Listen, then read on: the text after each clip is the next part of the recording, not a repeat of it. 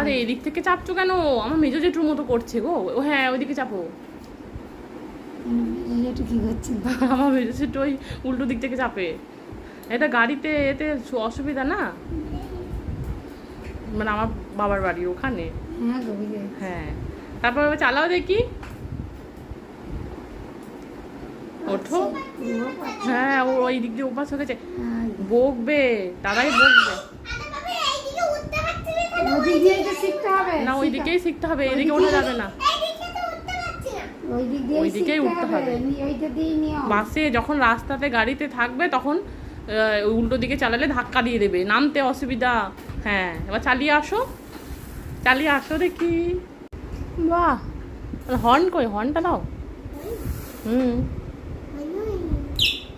একটাই। আর চোখটা ওরম করো না, এই ইচ্ছে করে ওরকম বদমাইশি। তুমিই বলেছো কি বলেছি? যে যে একটা কেন অনেকগুলো দাও, তাই তো আমি দিলাম। সেটা বলিনি। তুমি চোখটাকে ওরম ভাবে বন্ধ করছো কেন? এই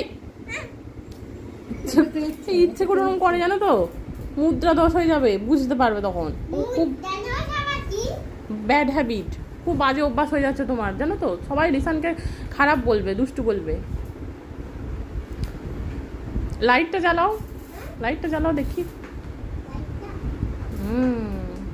ব্যাস,